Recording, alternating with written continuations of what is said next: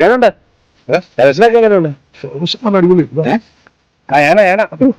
ഇതെന്നാ പരിപാടി? വാശിയാണ്. എന്നാ വാശി? അതിലൊക്കെ ഉപയോഗിക്കും. ഭയങ്കര വമ്പിച്ച ഭൂരിപക്ഷത്തിൽ ജയിക്കുന്നു. അതിൽ കൂടെ ഇപ്രാവശ്യം ഇവര് പറഞ്ഞ അങ്ങനെയല്ല. കിട്ടും. പിന്നെ പോലും വോട്ട് കിട്ടത്തില്ല. ഇവരൊക്കെ അല്ല അവർക്ക് പിന്നെ പറയരുത്. അല്ല എന്നാലും നടക്കട്ടെ. ഇലക്ഷൻ ചൂടായി വരുന്നു. ഈ ഭാഗത്തൊക്കെ നല്ല UDF മേധാവിത്വമാണോ LDF മേധാവിത്വം സ്ഥലമാണ്? അങ്ങനെ കൃത്യമായ മേധാവിത്വം ആർക്കുമില്ല. ഇല്ല. അതിലൂടെ ആരും ജയിക്കും. പിറവം നിയമനം പിറവം നിയമനത്തിന് ചെറിയ ഭൂരിപക്ഷത്തിന് സാമൂഹ്യ ജയിക്കപ്പ് ജയിക്കേണ്ടതാണ്. ഒരു മാറ്റം പ്രതീക്ഷിക്കുന്നുണ്ട്. മാറ്റം ആഗ്രഹിക്കുമല്ലേ? മാറ്റം ആഗ്രഹിക്കുന്നുണ്ട്. 10-20 വർഷമായില്ല ഇത് സൈക്കിള്. എന്തെങ്കിലും പ്രയോജനമുണ്ടോ ആർക്കെങ്കിലും? സർക്കാരിന്റെ പദ്ധതികൾ പോലും നടപ്പാക്കുന്നില്ലോ. പിറവത്തിനൊരു മാറ്റം വേണ്ട കേരളത്തിനൊപ്പം. നമുക്കന്ന് മറ്റേ 2020 കൂടെ 2020 തട്ടിപ്പാണല്ലോ. കഴിഞ്ഞ തെരഞ്ഞെടുപ്പ് മനസ്സിലായില്ലേ?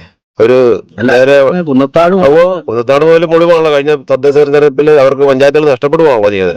കുന്നത്താട് മോഡലിലാക്കുന്നത്. കുന്നത്താട് ഇപ്പൊ ആയിരിക്കുന്നവരും എല്ലാവർക്കും അറിയാവുന്നതാണല്ലോ ഏത് അവസ്ഥയിലാണ്.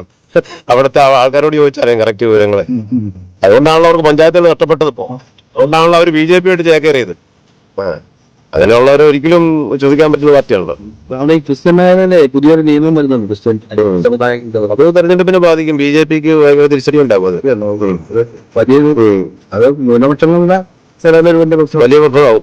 പ്രത്യേകിച്ച് ഈ കുന്നത്താട്, പിറവം, ഈ കോട്ടയം ജില്ല മണ്ഡലങ്ങളിലൊക്കെ ക്രിസ്ത്യൻ മേഖലയിൽ ഒരുപാട് മാറ്റം ഉണ്ടാവും. അപ്പൊ അങ്ങനെ അങ്ങനെ ഇവിടെ ഓക്കെ. ഫോട്ടോ ഒക്കെ ഉണ്ടോ? ഓട്ടം കുറവാണോ? ഓട്ടം കുറവാണോ? ഓട്ടം കുറവാ.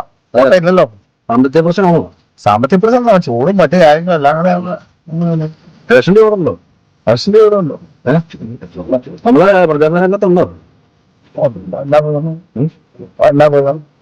എങ്ങനെയുണ്ട് പ്രധാനത്തെ? കുഴപ്പമില്ല. ആര് ജയിക്കാനാ സാധ്യത? നമുക്ക് പറയാൻ പറ്റാം. രണ്ടുപേരും വോട്ട് ചെയ്യാനുണ്ടായിരിക്കും. രണ്ടുപേരും പിറവം മണ്ഡലത്തിലുള്ളൂ. രണ്ടുപേരും മണ്ഡലത്തിലോ എങ്ങനെയായാലും വരാം. അതെ, ഇതും അങ്ങനെ തന്നെയാണ് കേട്ടെ. നമ്മുടെ നിലപാടുകളിൽ നമ്മളങ്ങ് നിൽക്കും. പിന്നെ അത്ര ഓക്കെ.